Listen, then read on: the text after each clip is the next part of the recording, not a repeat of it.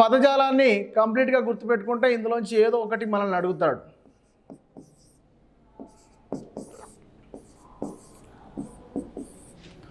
Feminism, ecofeminism, gender, sex, gender based division of labour, sexism, sexual sadism, అదేవిధంగా ఇక్కడ androphobia, gynophobia, misogyny, misandry and gender based socialisation. So ఇవి 12 points వచ్చాయండి. ఈ 12 points మీరు రఫ్గా notes రాసుకొని దాంట్లో ఉండేటువంటి భేదాలు కనుక గుర్తించుకున్నట్లయితే ఇందులో ఏదో ఒకటి అడగడానికి ఆస్కారం ఉంది. రైట్, అది concept. Next, so feminism. Next, మహిళలపై జరుగుతున్న నేరాలు గల కారణాలు కూడా చేసాం. ఆండ్రోఫోబియా అయిపోయింది. నెక్స్ట్, మహిళల కోసం సంక్షేమం కోసం ఏర్పాటు చేసినటువంటి రాజ్యాంగపరమైనటువంటి ఏర్పాట్లు. సో ఇందులోంచి ఖచ్చితంగా 1 మార్క్ అనేది రావడానికి ఆస్కారం ఉంది. సో నిన్నగాక మొన్న పేపర్లో పడినటువంటి విషయం ఏమిటి అంటే, సో బోర్డు మీద మీకు క్లియర్గా కనిపిస్తుంది, రావమ్మ మహాలక్ష్మి. ఏపీలో పెరుగుతున్న అమ్మాయిల సంఖ్య, ప్రతి 1000 మంది అమ్మాయిలకు 1046 అమ్మాయిల జననం అనేది ఇక్కడ కనిపిస్తుంది. కేంద్ర గణాంకాలు మరియు కార్యక్రమాల అమలు మంత్రిత్వ శాఖ నివేదిక సమర్పించింది. సో దీని ప్రకారం కనుక చూసుకున్నట్లయితే వివిధ రాష్ట్రాల్లో 1000 మంది అమ్మాయిలకు సంఖ్య ఏ విధంగా ఉంది అంటే, 2011 ప్రకారం అత్యధిక లింగ నిష్పత్తి కలిగినటువంటి రాష్ట్రం ఏదైనా ఉందా అంటే అది కేరళ అని చెప్పాలి. కేరళలో ప్రతి 1000 మంది పురుషులకు 1086 స్త్రీలు ఉన్నారని చెప్పవచ్చు. ఇప్పుడు ప్రజెంట్గా 1114 మంది ఉన్నారని ఇక్కడ ఉన్న గణాంకం చెప్తుంది. అదేవిధంగా 2వ ప్లేస్ మన ఏపీ, ఆంధ్రప్రదేశ్ అనేది ఇక్కడ తీసుకోవడం జరిగింది. 1046 మంది స్త్రీలు ఇక్కడ బాలికలు అనే వాళ్ళు స్త్రీలుగా మారుతున్నారు అని. సో కేరళ తర్వాత ఏపీలోనే అధికం అని చెప్పి, దేశంలోనూ ఎక్కువగా నమోదవుతున్నటువంటి రాష్ట్రాల్లో కేరళ మొదటి స్థానంలో ఉండగా ఆంధ్రప్రదేశ్ 2వ స్థానంలో ఉండడం గమనార్హం. కేరళలో ప్రతి 1000 అబ్బాయిలకు 1114 మంది అమ్మాయిలు నమోదవుతుండగా ఆంధ్రప్రదేశ్లో 1046 మంది నమోదయ్యారు. అత్యల్పంగా హర్యానాలో 887 మంది. హర్యానాలో ప్రతి 1000 మందికి పురుషులకు 887. సో ఇది 2011 సెన్సస్ ప్రకారం 876, ఇప్పుడు 887, అంటే ఆల్మోస్ట్ ఒక 11 మెంబర్స్ పెరిగారు. ఏపీలో పట్టణ ప్రాంతంలో ప్రతి 1000 మందికి 1063 ఉన్నారు. సో మన దగ్గర అర్బన్లో ప్రతి 1000 మంది పురుషులకు 1063 మంది ఉన్నారు, ఇది అర్బన్లో. అదేవిధంగా రూరల్లో చూసుకున్నట్లయితే, అదేవిధంగా గ్రామీణ ప్రాంతాల్లో ప్రతి 1000 మందికి 1038 మంది ఉంటారు. రఫ్గా తీస్తే ప్రతి 1000 మందికి యావరేజ్ తీస్తే 1046 యావరేజ్ రావడం జరిగింది. సో 1046 అనేది మీరు గుర్తుపెట్టుకోవాలి. లేటెస్ట్గా ఇది జస్ట్ 2021, అంటే ఇప్పుడు 21-22 నివేదికలో వెల్లడించినటువంటి విషయాలు అవన్నీ ఇవి రెగ్యులర్గా పేపర్లో పడుతున్నాయి. 98% ప్రసవాలు ఆసుపత్రుల్లో జరుగుతుండడం వల్ల మెరుగైన ఫలితాలు వస్తున్నాయి. సో ఇండియాలో సగటున ప్రతి 1000 మంది అబ్బాయిలకు 988 మంది అమ్మాయిలు నమోదైనట్టుగా ఈ గణాంకాలు తెలియజేస్తున్నాయి. సో అంటే మొత్తము ఇంకా మనకు సర్వే రాలేదు కాబట్టి ఇప్పుడు ఉన్నటువంటి పరిస్థితుల్లో కేంద్ర గణాంకాలు మరియు కార్యక్రమాల అమలు మంత్రిత్వ శాఖ ఏదైతే ఉందో, సో అది ఒక మహిళా సంక్షేమ శాఖ. సో దాని గణాంకాల ప్రకారం ఏపీలో అమ్మాయిలు పెరుగుతున్నారు. అది 1046 అని గుర్తుపెట్టుకోండి. సో ఇది దీనికి టాపిక్ రిలేటెడ్ కాబట్టి దీన్ని యాడ్ చేయడం జరిగింది. రైట్, నెక్స్ట్, మహిళల అభ్యున్నతికి రాజ్యాంగబద్ధంగా తీసుకునేటువంటి, చట్టబద్ధంగా తీసుకున్నటువంటి ఏర్పాట్లు, చర్యలు. సో సపోర్ట్ చేసే ఆర్టికల్స్ అండ్ ఇక్కడ యాక్ట్స్ అనేవి కంపల్సరిగా గుర్తుపెట్టుకోవాలి. కమ్సకమ్ మీకు ఈ యొక్క వాటిలలో 28 రకాల చట్టాలు అనేవి ఇక్కడ వస్తున్నాయి. సో వీటినే మహిళా సాధికారత చట్టాలని కూడా పిలుస్తారు.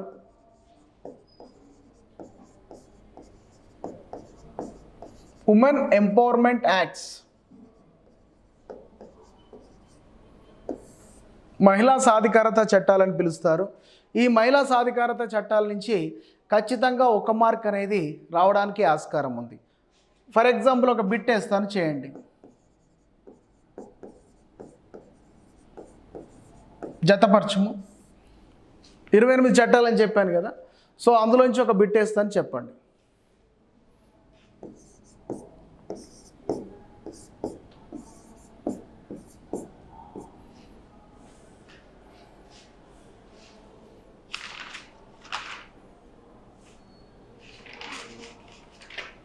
ప్రశ్న ఏమిటంటే సరోగసీ నియంత్రణ చట్టం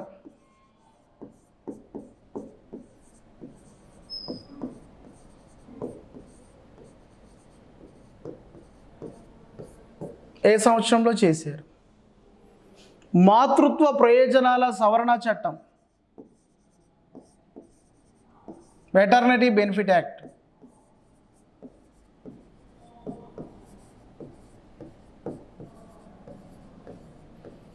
సో చట్టం అని లేదు, సవరణ చట్టం అని, అంటే లేటెస్ట్ డాటా తెలిస్తే మాత్రమే ఆన్సర్ చేయవచ్చు. సో జనరల్గా కొంతమంది చదువుకున్న వాళ్ళకి అర్థమవుతుంది. మెటర్నిటీ బెనిఫిట్ యాక్ట్ 1961లో వచ్చింది. ఇప్పుడు యాక్ట్తో పని లేదు. రీసెంట్గా చేసినటువంటి మెటర్నిటీ యాక్ట్ ఏ సంవత్సరంలో చేశారు, దాంట్లో ఎన్ని వారాల నుంచి ఎన్ని వారాలకు ఈ యొక్క మాతృత్వ సెలవులు, ప్రసూతి సెలవులు పెంచడం జరిగింది అనేది ఈ యొక్క చట్టం అనేది చెప్పడం జరుగుతుంది. అదేవిధంగా ఎక్కువ మొత్తంలో కనుక చూసుకుంటే ఇక్కడ ప్రధాన చట్టాల్లో భాగంగా sexual harassment of women and మహిళలు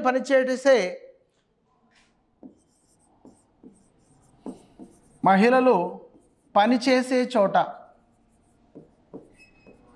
లైంగిక వేధింపులు,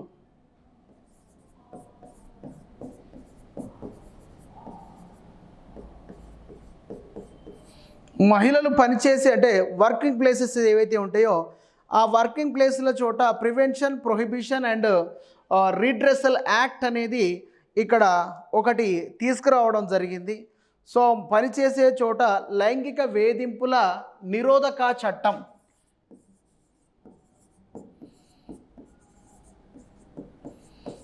మహిళలు పనిచేసే చోట అది పబ్లిక్ ప్లేస్ కావచ్చు, ప్రైవేట్ ప్లేస్ కావచ్చు, సో పనిచేసే చోట మహిళలపై లైంగిక వేధింపులు నియంత్రణ చేయడానికి ఏ సంవత్సరంలో ఇక్కడ చేయడం జరిగింది. దీనికి చారిత్రక పరమైనటువంటి విశాఖ గైడ్లైన్స్ అనేటువంటి ఒక కేసు అనేది ఇక్కడ గుర్తుపెట్టుకోవాల్సినటువంటి అవసరం ఉంది. సో ఆ విశాఖ గైడ్లైన్స్ కేసు ఏమిటి, సో జనరల్గా దానివల్ల ఈ చట్టం అనేది ఏ సంవత్సరంలోకి అమల్లోకి వచ్చింది. అదేవిధంగా కుటుంబ కోర్టు, భారతీయ కుటుంబ కోర్టు చట్టం,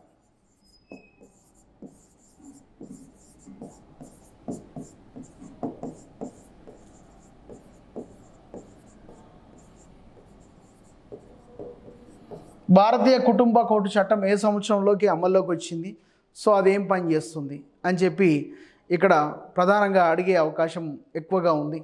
అదేవిధంగా ఎక్కువ మొత్తంలో శారదా చట్టము లేదా బాల్య వివాహాల నిరోధక చట్టం ఏ సంవత్సరం నుంచి అమల్లోకి వచ్చింది?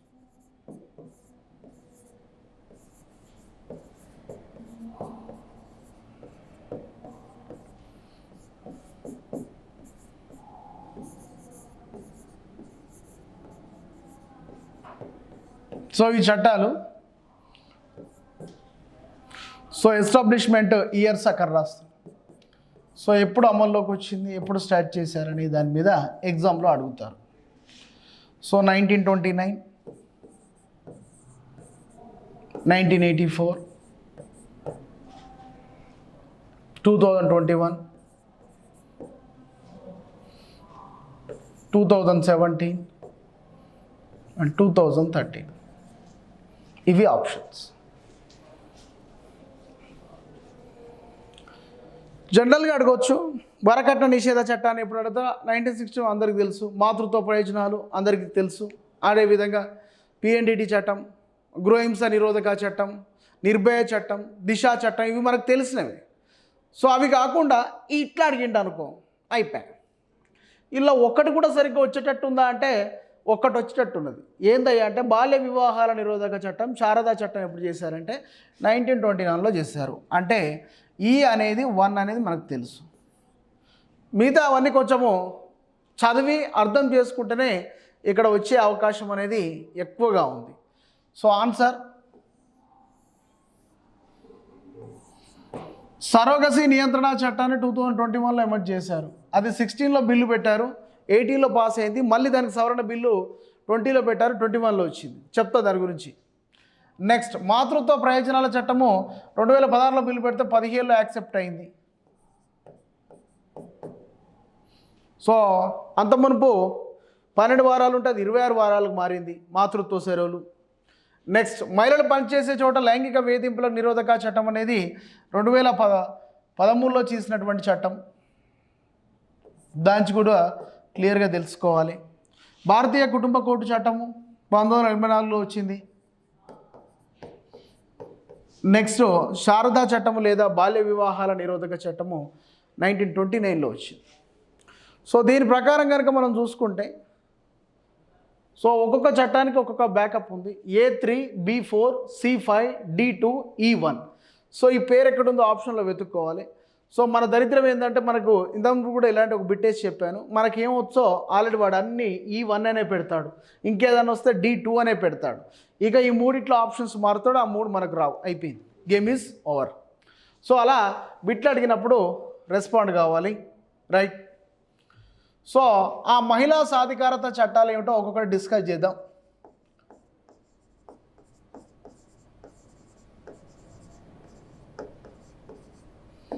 నెంబర్ 1, సో భారతదేశానికి స్వాతంత్రం రాముందుకు 18th సెంచరీలో మొట్టమొదటిసారిగా సో విలియం బెంటిక్ అనేటువంటి బ్రిటిష్ గవర్నర్ జనరల్ చొరవ తీసుకొని 1829వ సంవత్సరంలో సతీ సహగమన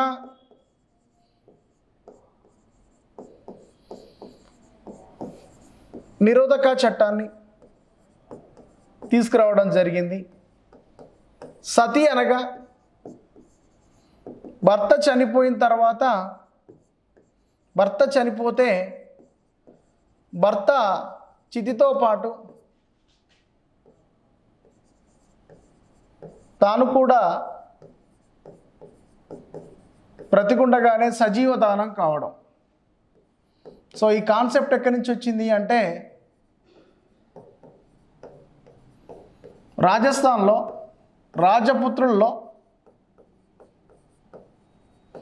రాజపుత్ర వంశంలో యుద్ధానికి వెళ్ళినటువంటి రాజులు ఎవరైతే ఉంటారో సో యుద్ధానికి వెళ్ళి వారు యుద్ధం చేస్తున్నటువంటి విషయంలో ఇక్కడ అకస్మాత్తుగా కనుక రాజపుత్ర వంశంలోని రాజులు యుద్ధంలో చనిపోతే వారికి సంబంధించినటువంటి భార్యలు ఇక్కడ రాజప్రాంగణంలో కోటలో ఉంటారు కాబట్టి సో భర్త చనిపోయినటువంటి విషయాన్ని తెలుసుకున్న దాని తర్వాత వాళ్ళందరూ పెద్ద పెద్ద అగ్నిగుండాలను ఏర్పాటు చేసుకొని ఆ అగ్నిగుండంలోకి దూకుతారు.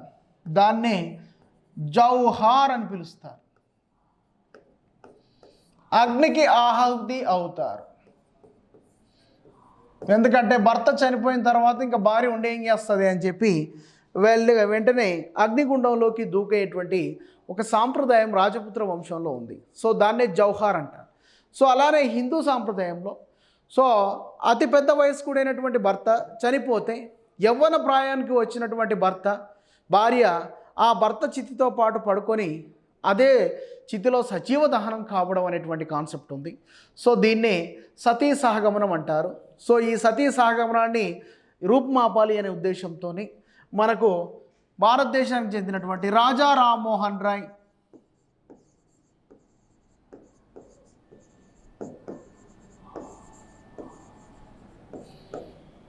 విలియం బెంటిక్ అనేటువంటి బ్రిటిష్ గవర్నర్ జనరల్ వర్క్ చేస్తున్న సందర్భం అది.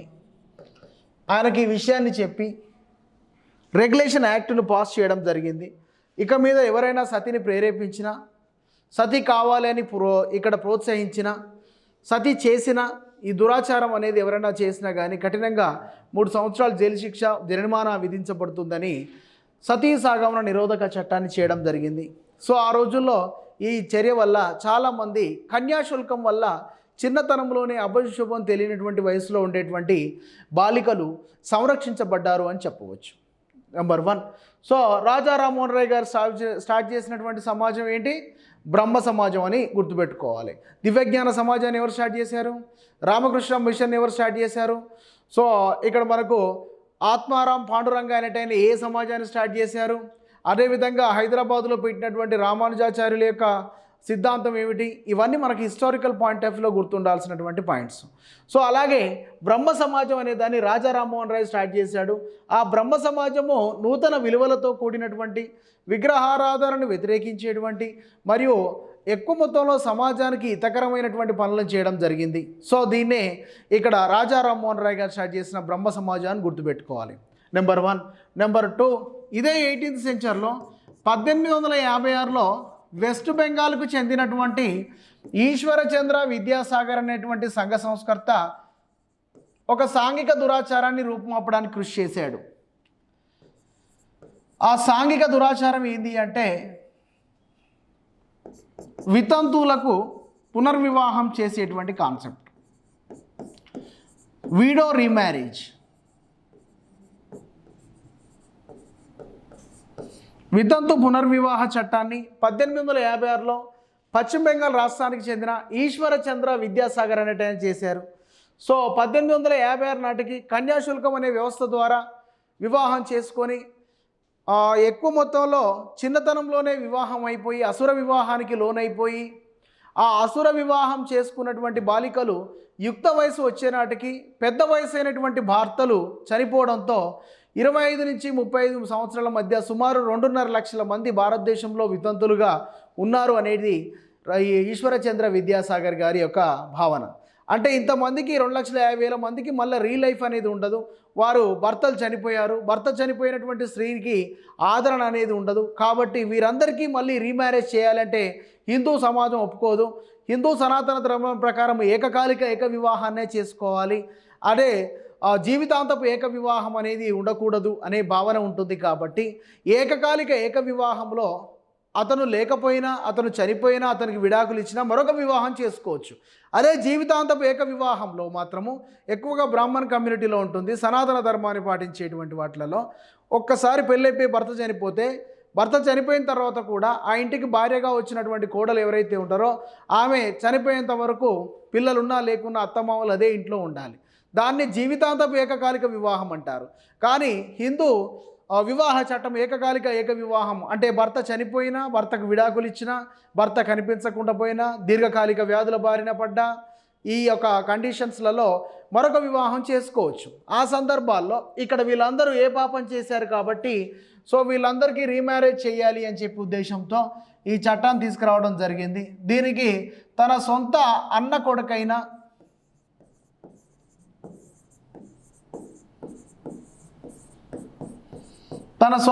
కొడుకైన రామ్ సాగర్ను, ఈశ్వరచంద్ర విద్యాసాగర్ వాళ్ళ అన్న కొడుకు పేరు రామ్ సాగర్, 30 ఏళ్ల వితంతు అయిన వరూధిని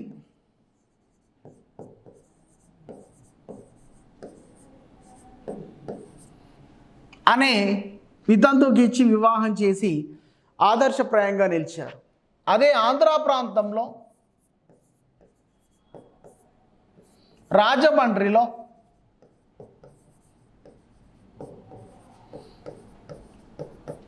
అప్పటి సాంఘిక సంఘ సంస్కర్త అయినటువంటి కందుకూరి ప్రకాశం పంతుల, వీరేశలింగం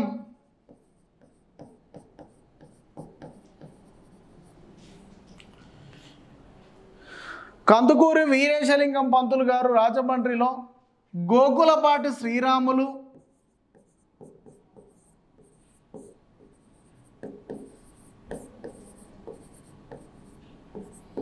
సౌందర్య అనే 33 ఏళ్ల వితంతువుకి ఇచ్చి వివాహం చేసి అందరికీ ఆదర్శప్రాయంగా నిలిచారు. ఈ సాంఘిక సంఘ సంస్కర్త లక్ష్యం ఏంటి అంటే సాంఘిక దురాచారాల్ని రూపుమాపడం. ఇలా కూడా జీవనం కొనసాగించవచ్చు. చెప్తే ఎవరు చేయరు కాబట్టి 2-3 ఇన్సిడెంట్లు చేసి ప్రూవ్ చేయాలి. సో ఎవరైతే ముందు స్టెప్ తీసుకుంటారో దానివల్ల అనర్థం జరుగుతుందా, అర్థం జరుగుతుందా అనే విషయం అనేది ఎక్కువ టైం తీసుకోదు. కాబట్టి సో దానివల్ల ఎక్కువగా మంచి జరుగుతుందని ఆలోచించినటువంటి ప్రజానీకం ఆ తర్వాత దాన్ని స్వాగతిస్తుంది. సో ఇక్కడ వీళ్ళు తీసుకున్నటువంటి ఇనిషియేటివ్ స్టెప్ అంటే మొదటి అడుగైనా కానీ అలా కూడా వేయవచ్చు అని చెప్పడంతోనే సో ఆ తర్వాత వితంతువులకు వివాహాలు జరగడం అనేది ప్రధానంగా మారినటువంటి అంశంగా గుర్తుపెట్టుకోవాలి. సో 1829లో వచ్చినటువంటి సతీ సాగమన నిషేధ చట్టం, అదేవిధంగా 1856లో వచ్చినటువంటి వితంతు పునర్వివాహ చట్టం, సతీ సాగమన నిషేధ చట్టం, అదేవిధంగా 1907లో వచ్చినటువంటి మరొక చట్టం చూద్దాం, భారతీయ స్త్రీల బెంగాల్ విభజన జరిగిన తర్వాత పశ్చిమ బెంగాల్ 2 ముక్కలైంది. సో అలా ముక్కలు కావడంతో అనేక రకాల ఆకృత్యాలు అనేవి పెరిగిపోయాయి, దోపిడీలు, దౌర్జన్యాలు, మహిళలపై అత్యాచారాలు పెరిగినాయి. సో భారతీయ స్త్రీల మీద జరిగేటువంటి ఆకృత్యాల్ని నిర్మూలించడానికి భారతీయ స్త్రీల ఆకృత్యాల నిరోధక చట్టం బ్రిటిష్ ప్రభుత్వం చేసింది. ఈ యొక్క చట్టం ప్రకారము ఎక్కువ మొత్తంలో ఇక్కడ అత్యాచారాలు కనుక జరిగితే 2006లో చేస్తే 2007లో అమలులోకి వచ్చింది. సో ఈ యొక్క అత్యాచారాలు అంటే ఆకృత్యాలంటే అత్యాచారాలే కావచ్చు, అపహరించడమే కావచ్చు, అదేవిధంగా వారి చేత వ్యభిచారం చేయించడమే కావచ్చు, కిడ్నాప్ చేయడము, ప్రాస్టిట్యూషన్లోకి నెట్టేయడము మరియు వారిని రేప్ చేయడం వంటివి అకృత్యాలు అనేవి పెరిగిపోయాయి. ఎందుకంటే బెంగాల్ విభజన అనేది అస్తవ్యస్తంగా చేయబడినటువంటి విభజన, డివైడ్ అండ్ రూల్లో భాగంగా చేసినటువంటి విభజన. ఈ యొక్క బెంగాల్ విభజనగా ఉన్నప్పుడు చేసినప్పుడు బ్రిటిష్ గవర్నర్ జనరల్ ఎవరంటే లార్డ్ కర్జన్ గారు ఉన్నటువంటి విషయం మనకు తెలిసిందే. కర్జన్ గారు అని ఎందుకంటారంటే బ్రిటిష్ గవర్నర్ జనరల్స్ ఎవరైనా కానీ సో కొంతమంది పాజిటివ్ నేచర్లో, ఇప్పుడు విలియం బెంటిక్ గారు ఉన్నారు, సో ఆయన చేసినటువంటి పని భారతీయ సమాజానికి ఉపయోగపడింది. సో కర్జన్ అనేటి ఆయన చేసినటువంటి పని నెగిటివ్గా ఉపయోగపడింది. అంటే మొత్తానికి ఏదో ఒక దాంట్లో బ్రిటిష్ గవర్నర్ జనరల్స్ ఇన్వాల్వ్మెంట్ అనేది ఇక్కడ ఉంది అనేది కాబట్టి మనం అర్థం చేసుకోవాలి. అదేవిధంగా ఒక స్టార్ మార్కు 1929వ సంవత్సరంలో ఇందాక బిట్లో ఇచ్చింది, బాల్య వివాహాల నిరోధక చట్టం తీసుకురావడం జరిగింది. దీనికి మరొక పేరు ఏందయ్యా అంటే శారదా చట్టం అని కూడా పిలుస్తారు. ఎందుకు సార్ దీనికి 2 పేర్లు ఉన్నాయి, శారదా చట్టం అని ఎందుకు పిలవాలంటే ఈ చట్ట రూపకల్పనలో హరివిలాస్ రాయ్ మరియు శారదాజీ అనేటువంటి వ్యక్తుల ఐసిఎస్ అధికారు వ్యక్తుల యొక్క చొరవ ఇందులో ఉంది కాబట్టి సో 1929లో హరివిలాస్ రాయ్ మరియు శారదాజీ అనే ఇద్దరు ఐసిఎస్, అప్పట్లో ఐఏఎస్ అనేది లేదు, so ICS Indian civil services ఉంది. సో అధికారులైనటువంటి హరివిలాస్ రాయ్, శారదాజీ అనేటువంటి వారు ఈ యొక్క బాల్య వివాహ నిషేధ చట్టాన్ని ఇక్కడ రూపొందించారు. ఈ చట్టం ప్రకారం కనుక చూసుకుంటే ఈ యొక్క పురుషులకైతే కనీస వివాహ వయస్సు 16 సంవత్సరాలు నిర్ధారించారు. అదేవిధంగా స్త్రీలకైతే 14 సంవత్సరాలు కనీస వివాహ వయస్సు అని చెప్పారు. సో 16, 14 ఏంటి సార్ ఇంత తక్కువ అంటే అది 1929 అనే విషయం మర్చిపోకూడదు. సో ఆ తర్వాత 1955 భారతీయ హిందూ వివాహ చట్టం, ఆ తర్వాత 1976 42వ రాజ్యాంగ సవరణ ద్వారా 18-21 అయింది. ఇటీవల 2020లో స్త్రీలకు కూడా 18 నుంచి 21 కావాలి అని చెప్పేసి ప్రపోజల్స్ కూడా ఉన్నాయి. సో అది మారాలంటే మనకు వివాహంలో చెప్పాం, సో 5 రకాల చట్టాలు మారిస్తే ఆ పాసిబిలిటీ ఉంది అని చెప్పడం జరిగింది. సో ఇక్కడ ఏం జరుగుతుంది అంటే బాల్య వివాహాలు అనేవి ఈ వయసు పెట్టారంటే బాల్య వివాహాలు ఇంకా ఏ వయసులో అవుతున్నాయి మనం అర్థం చేసుకోవాలి. అంటే ముస్లిం కమ్యూనిటీలో అమ్మాయి పెద్ద మనిషి అయితే చాలు 10-11 ఇయర్స్ వివాహం చేయాలి అనేది వాళ్ళకి ఆలోచన. అదే కాన్సెప్టు మనకి హిందూ సమాజంలో చాలా వరకు యాదవ్స్లో గొల్లా కుర్మా అంటారు. సో వాళ్ళకు 15 సంవత్సరాల వయసు రాకముందుకే పెళ్లి చేస్తారు.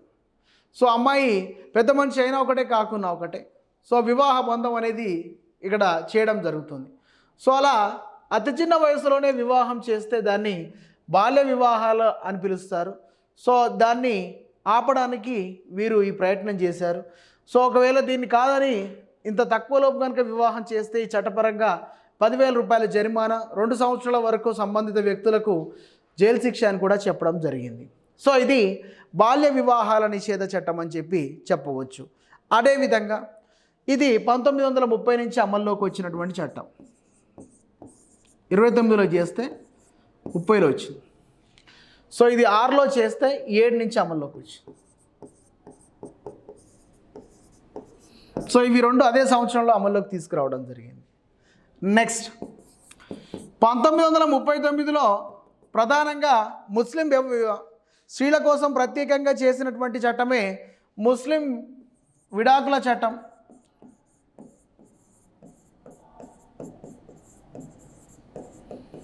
ముస్లిం వివాహ చట్టం ఎప్పుడు వచ్చిందంటే 1930లో వచ్చింది. దాన్నే షరియా చట్టం అని అంటారని ఇంతమునుపు మ్యారేజెస్లో చెప్పాను.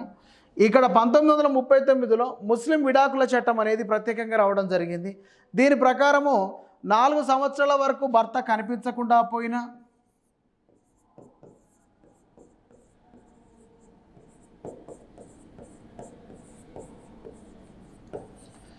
4 సంవత్సరాల వరకు భర్త కనిపించకుండా పోయినా, 2 సంవత్సరాల నుంచి భార్యను పోషించలేనప్పుడు,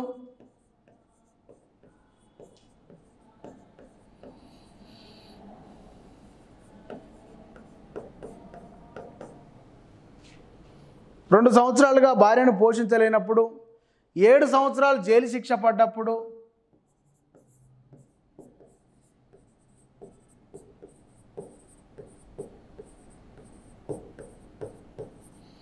సో ఏదో ఒక నేరంలో ఇరుక్కున్నాడు, 7 సంవత్సరాలు జైలు శిక్ష పడ్డది సంబంధిత భర్తకు. సో భార్య విడాకులు తీసుకోవచ్చు ముస్లిం విడాకుల చట్టం ప్రకారం. అదేవిధంగా 2 సంవత్సరాలకు పైగా దీర్ఘకాలిక వ్యాధులకు లోనైనప్పుడు, కుష్టు, హెచ్ఐవి, తలసీమియా, లెప్రసీ అంటేనే కుష్టు. సో మరియు పురుషుల్లో వంధత్వం అంటే తెలుసు కదా. సో పిల్లలు పుట్టేటువంటి సామర్థ్యం పురుషుల్లో లోపిస్తే దాన్ని పురుషుల్లో వంధత్వం అంటారు, ఇంపొటెంట్ అంటారు. సో అదే స్త్రీలలో ఉంటే గొడ్రాలు అని పిలుస్తారు. మన దగ్గర లోకల్ భాషలో పదాలు వేరే ఉంటాయి. సో స్త్రీలలో లోపం ఉండడం ఒకటి సహజంగా ఉంటుంది, పురుషుల్లో లోపంగా ఉండడం ఉంటుంది. పురుషుల్లో దాన్ని వంధత్వం అంటారు, ఇంపార్టెంట్ అని పిలుస్తారు.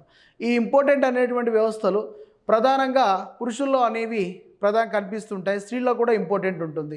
అంటే గర్భాశయంలో గాలి బుడగలు ఏర్పడము, కాన్పు అనేది సరిగా కాకపోవడము.